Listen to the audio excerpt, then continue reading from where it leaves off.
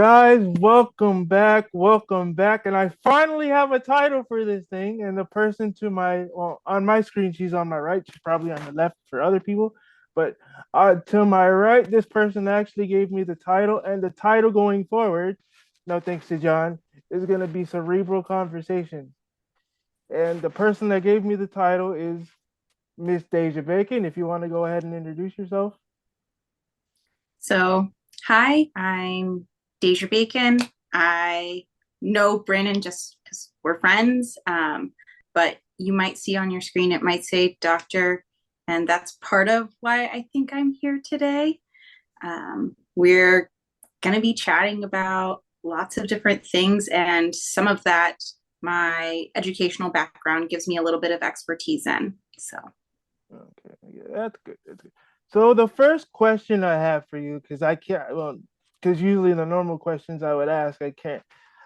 Not that I couldn't ask you, but it's like kind of difficult because it's like we know each other, but we don't know each other that well because we actually haven't met in person yet. But it feels like I've known you forever.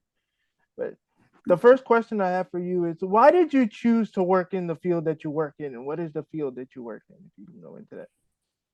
yeah, so I'm actually a college professor, but my background and kind of my research is grounded in developmental psychology. And way back, a long time ago, I grew up with a cousin with Down syndrome. And so disability has always been really normalized in my life. My best friend from childhood was born with a condition called Treacher Collins, which leads to craniofacial differences, and she was also born deaf. So, again, disability has always been super normalized in my life.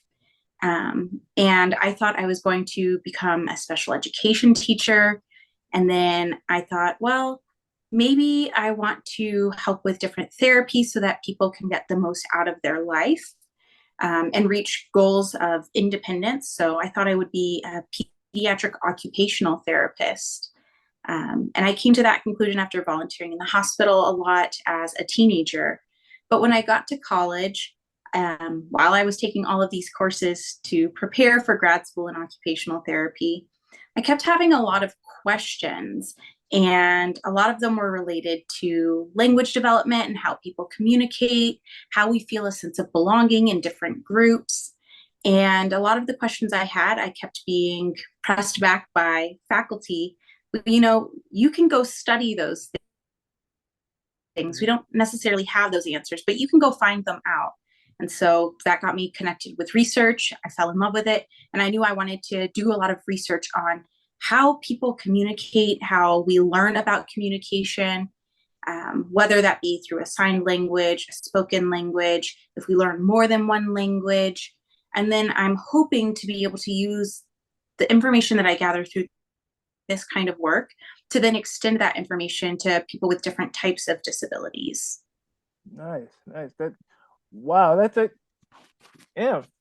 A lot of I mean, a few of the other questions that I had, you pretty much answered with that one. I mean, it's good to know that your like disability has been like normalized because usually when I mean, from the few people, I mean, just from when I did the interview with Hardy, I know you saw it. Like, it was his first time actually being around a disability, but since he grew up with me, it was normalized with him as well. So it's good to know that someone who doesn't have a disability has actually been around it. Because when you go through school, that's like a lot of people's first time seeing someone with a disability, and they don't really know how to like act towards it or adjust to it because they've never seen it, so they just see it as different and as weird. Yeah. And again, it's just something that's always been normalized for me. I do want to give the caveat I'm not going to go deeply into it, but not all disabilities are visible. So it's not necessarily that I don't have a disability. It's just that I don't present to other people outwardly with a type of physical indication of having a disability. Like I might, if I wore cochlear implants, or if I had Down syndrome, or use some other kind of mobility aid. Mm-hmm. Mm. So the next question I have, that if you see me look down or like go over to the side, it's because I'm pulling up my phone so I can look at the questions just to make sure I have everything organized in my head. Because No I'm trying to worries. be professional out here in these streets. But how does what you do with developmental psychology, how does that relate to mental health? And what's some advice you could give to parents about like how to help with certain situations if it ever comes up? So, in my current job, working with college students every day, I consider myself to be on the front lines of helping to make sure that students are getting the support that they need and being one of those people that recognizes, hey, this isn't a typical behavior or a typical way of interacting for this particular student. And also being aware of what kind of resources in the community, but also at the university, I can connect them to. So, recognizing that a student who's typically really talkative hasn't been showing up to class for the past week. And when they do show up, they don't interact at all. Being able to notice that and reach out to them and let them know there's counseling services. I can connect them with services for financial aid or if they're experiencing housing insecurity. So being able to recognize those sorts of things, I think, is a vital part of my job. And it's one I think a lot of people don't understand that Mhm. professors do. We don't just get up and teach and then go to our labs and do research. There's a lot we do interacting with students. And sometimes, it's not always filing a student of concern report or walking a student over to counseling services. Sometimes it's just having that open door to your office where a student can come in and say, hey, this is what's going on. I'm having a really tough time with X in my life. Mhm. And I just wanted to let you know what's happening. And to even have that kind of a relationship with students, I really have to build an environment of trust, of letting them know I see them as a human being, not just a random face in the crowd. So it was really important to me in becoming a professor that I learn who my students are, not just as a seat in my classroom, but as people.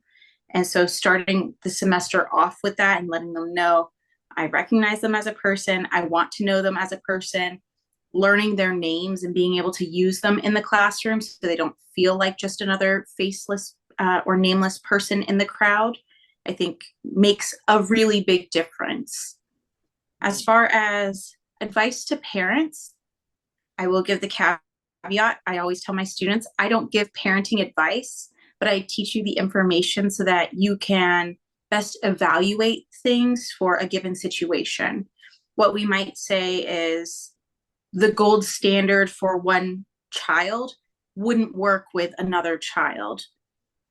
So I do want to start there. And I'm also not a clinician.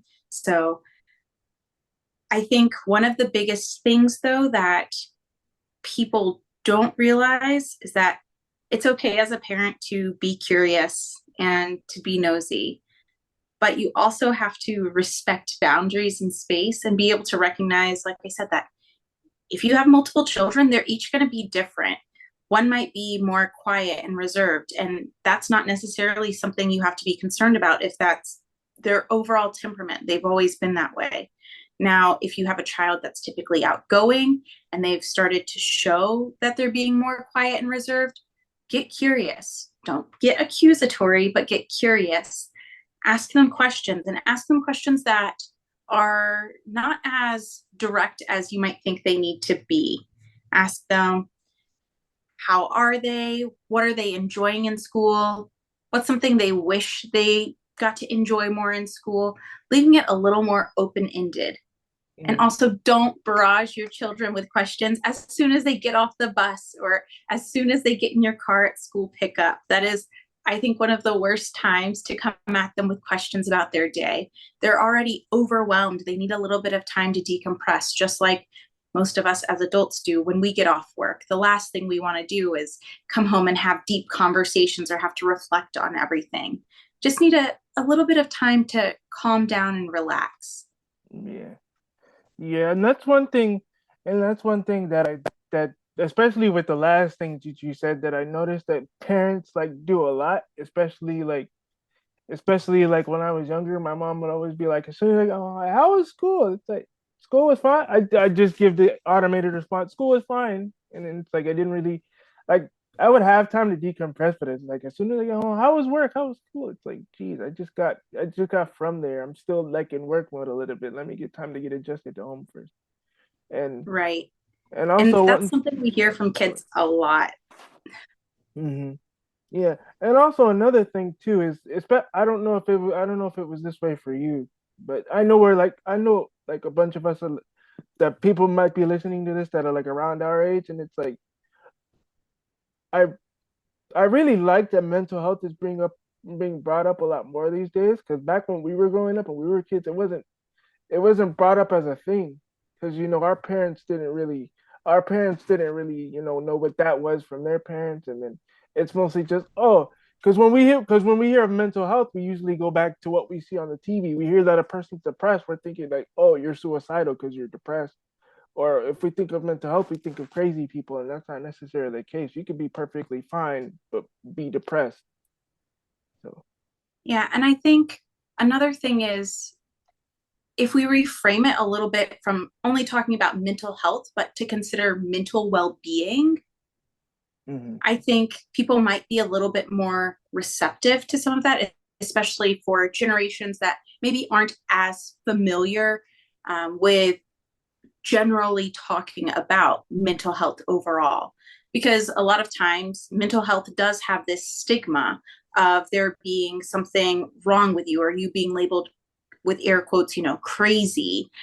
Um, and you have to admit, we do have a long-standing history in not just the United States, but globally of putting people who aren't acting as others in their society or in their group would want them to act in homes or in sanatoriums where they're away from the public rather than recognizing there's a variety of ways people think and behave. And in fact, just because a child doesn't want to comply with your demand for them to do something right that moment doesn't mean that they need to be heavily medicated. In fact, a lot of the things that we see with young children that would previously have gotten them put into one of these mental health hospitals are actually completely typical behaviors of a child of that age. We just know more now, um, and we're able to study it better and also act better as an overall society to help support people. It's not that mental well being is new. We all have a grandmother or know of someone who's like, oh, I just love gardening. I need my time to garden, or I need my time to watch my soaps. I need to watch them every, Wednesday afternoon at this time. Or, oh, yeah, I love going out fishing. I just need that time to be by myself in the quiet and relax. Right. Mm-hmm. These are all things that we would consider to be hobbies, but they're also things that are important for our mental well being, for us to be able to recognize. We have certain activities that we enjoy doing sometimes with other people, sometimes alone. And they help us mentally be able to get in that space of, I feel safe, I'm relaxed, and then being able to go back into other situations. Yeah. Kids have that too.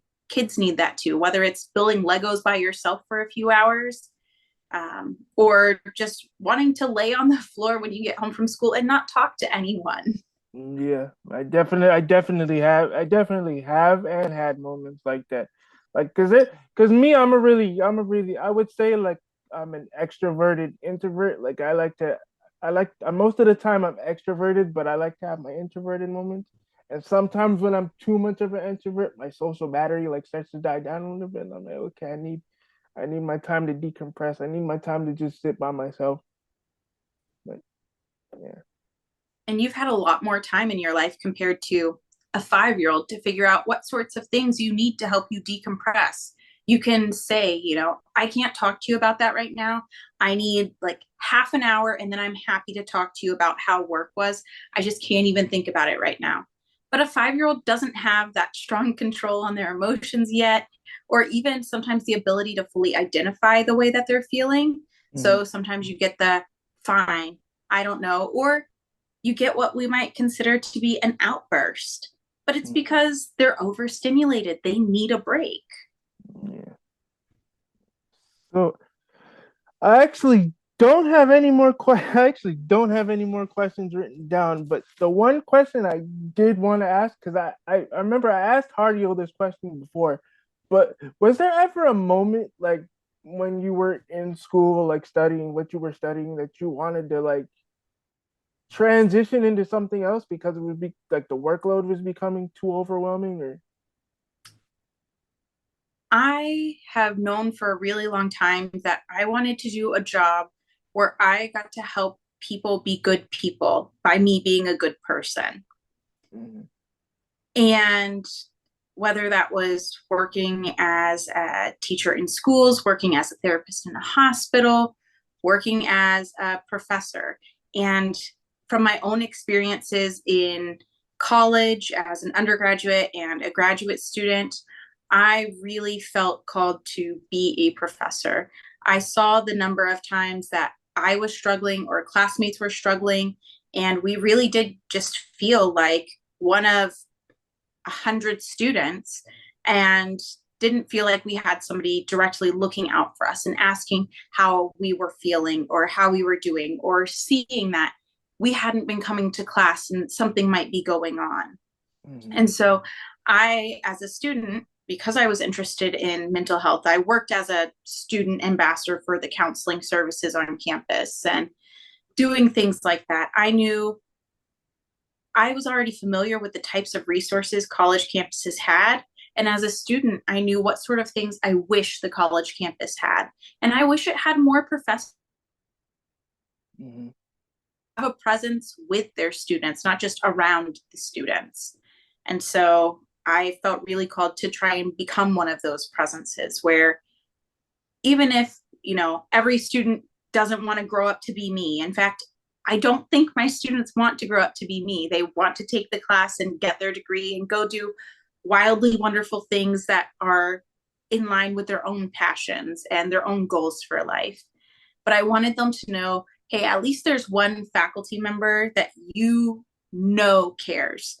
I'm not saying that the other faculty don't care. I'm not saying that my professors as an undergraduate student didn't care about me, but I didn't necessarily get the feeling that they did because it was never conveyed where they checked in on me or they made sure I had the things that I needed, or that I knew there were resources available to me. It was sort of just expected that I'd find it myself.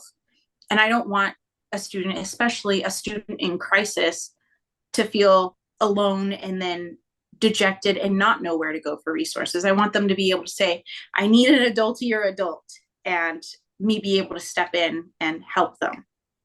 Yeah, yeah, that actually goes back to something I spoke about recently when I did a video. I did a video recently about bringing equity to people, and everything you just said comes like goes back to exactly what I was just saying. Like bringing equity to people just doesn't have to necessarily mean money. It could just be bringing value in an emotional sense, in a personal sense, and everything you were just saying is exactly what I was trying to convey. You just added more context to it than I did. So. And I think a lot of people say they want equity and inclusion, but when they say equity, they're thinking equality, and those are not the same thing. Hmm. If I have a student who's been experiencing housing and food insecurity for the past 3 weeks, it's not sensical for me to expect them to show up their best self on that exam day when they haven't really been able to show up to class because they couldn't get there because they hadn't been able to sleep somewhere safe and they hadn't had anything to eat. Hmm. Contacting that student, getting them in touch with resources, telling them, hey, come to my office to chat. I've got snacks for you. Let's figure out what we can do to help you get what you need. And then them recognizing that I'm not mad at them for missing the exam, I'm not mad at them for missing class, but I genuinely want them to be successful and that I know they can. It helps us be able to set up a plan for them to feel they can succeed moving forward, even if that means them taking the exam at a later date than the rest of the class. Sometimes for things to be equitable, it means they're not going to be equal. Their exam's going to be just as difficult as the rest of the classes. It's going to be on the same material, right? But sometimes we have to recognize there are additional barriers for some that aren't in place for others. And the Mm-hmm. barriers can shift, right? What may have been a barrier for someone at the beginning of a semester may not be at the end. And a barrier that didn't exist for someone previously may now pop up.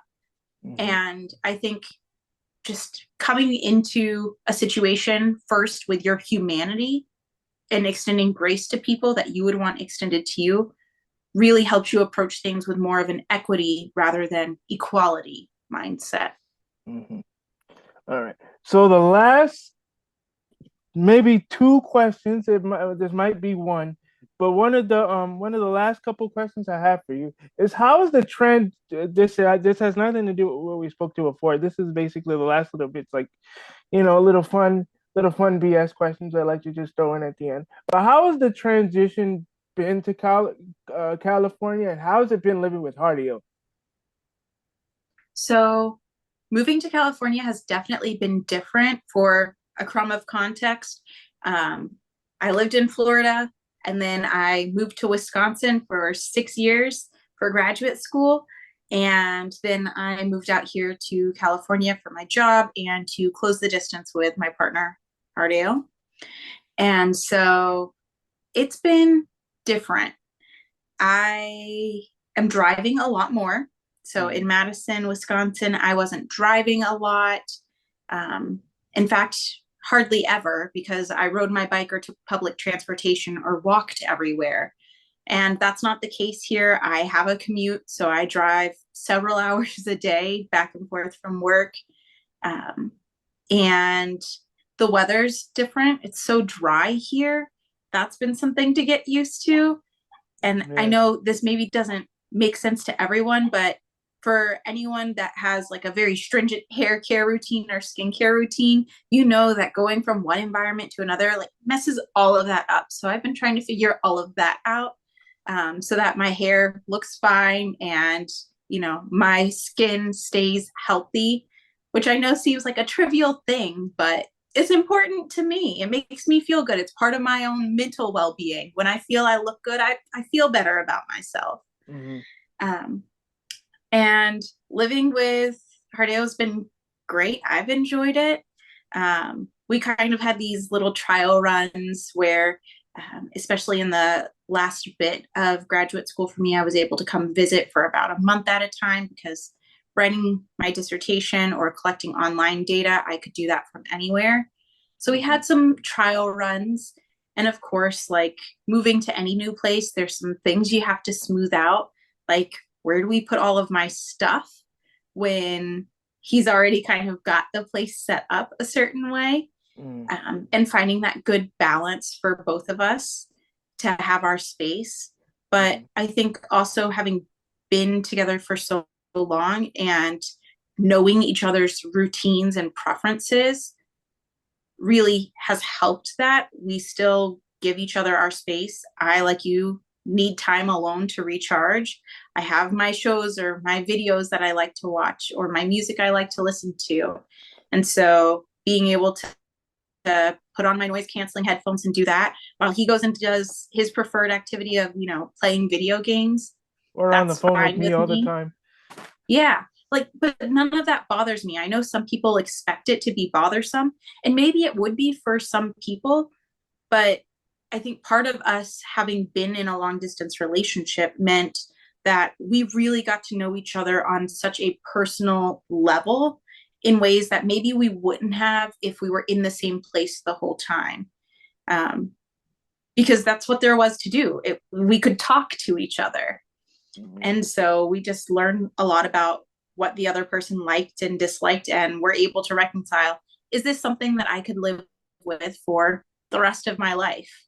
And yeah, like I love that he likes to play video games as long as he doesn't get upset that I want to go to bed at 9 or 9:30 and cracks the door. I can sleep through him yelling at the TV or whatever. That doesn't bother me. I always So wondered it works about out that fine. because I'm like, sometimes he's up late and I'm sitting there like, it's 3 o'clock in the morning my time and you're still up. Shouldn't you be in bed? I don't even hear it. Oh, okay. once I knock out, I'm out. My parents always joked that there could have been a tornado coming and they would have to drag my body because when I'm out, I am out. Oh, wow, that's crazy.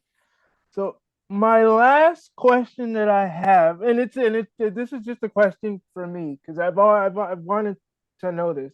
Even though we haven't met in person, how has it been? Because how has it been since you met me through Hardio? How's it been getting to know me through the little bit that we've talked? Because I know this is like our first time like actually like talking like one on one. Because we usually talk when Hardio's on the phone. But like, what's it been getting to know me as a friend? I feel like I probably know you better than you think, and you probably know me better than I think, just because we have that overlap. You know, Hardeo will talk to you about things with me about me, and he'll talk to me about like, oh yeah, I was talking to Brandon about this, or like I've heard all of these stories about you both growing up together, and like even just over winter breaks and stuff from college, he'd send me videos of you doing activities like together, like making recreations of like the Soldier Boy video and stuff Oh like my that. god, oh my god, I forgot you saw that. I've heard you all do like Smule covers together of different songs.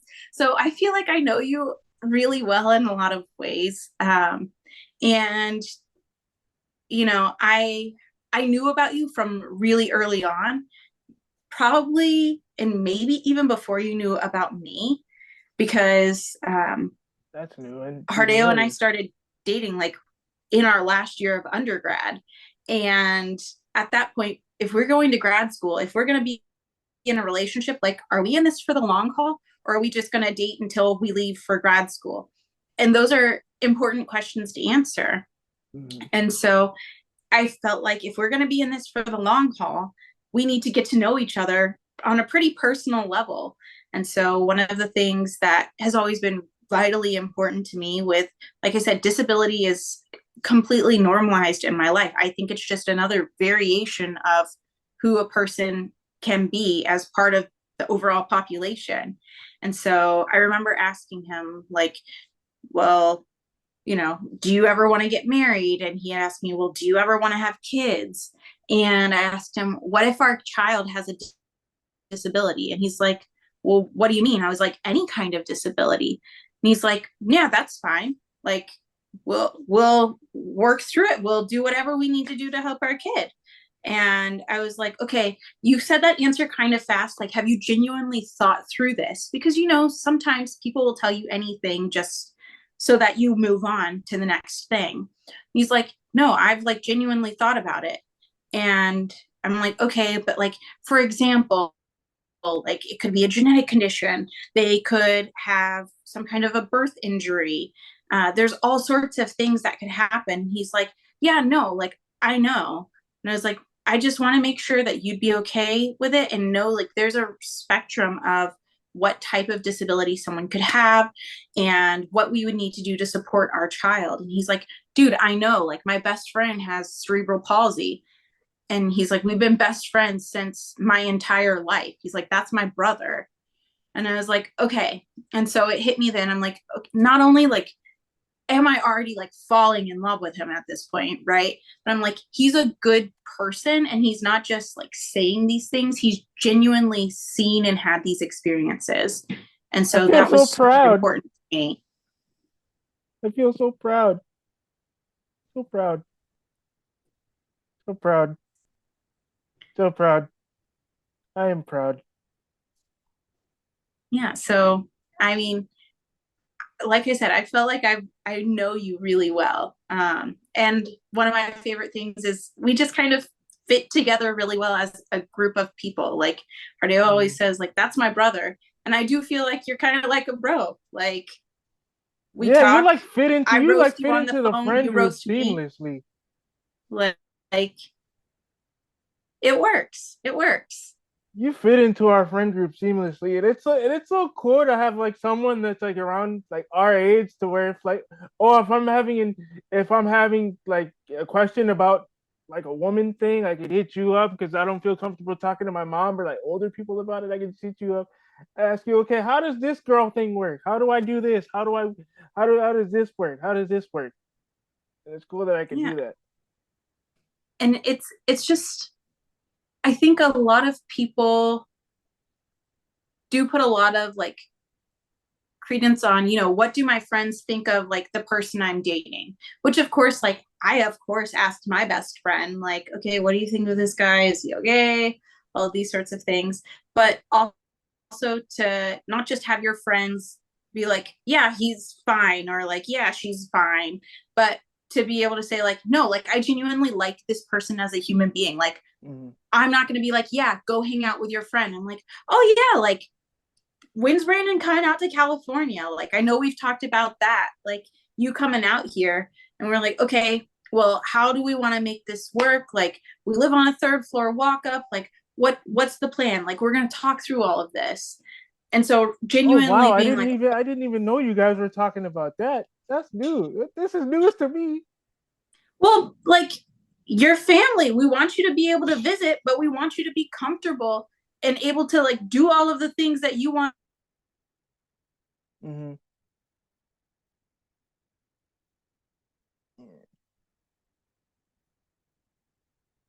Oh. Oh, you're frozen. Oh no, no, you're fine. We're fine now. We're Okay. good. We're good. We're good. Yeah. Yeah, cause I remember cause I would talk with my mom sometime like when you guys first started going out, and I remember when Hardia was telling me about you, and I would talk with my mom. I'd be like, Hardia got a good one. There's something about her. He's got a good one. It's because you guys are like so alike, but also it's like you keep him in check when he needs to be in check, but also at the same time, it's like you guys do the same things. You guys like troll kind of the same way, but at the same time, when you need to get on his ass, you get on his ass. And it's like that's Yeah, and don't worry, he keeps me in check too. yeah, You just probably hear less about that. I know. Because I know anytime we're on PlayStation Party Chat, we're about to get you guys need to go somewhere. You come in, yo, we're gonna be late. Well, because he'll be like, all right, I'm ready. I'm ready. I'll run one more match and then I'll be ready to go. I just got to put on shoes. And I'll come get him. And I'm like, you going to brush your teeth? Like, is that what you're wearing? Like, what's going on here? Oh no, yeah. Just typical things. But I'm Mm-hmm. like, if we want to be late, that's fine. Just tell me so I'm not sitting by the door. Mm-hmm.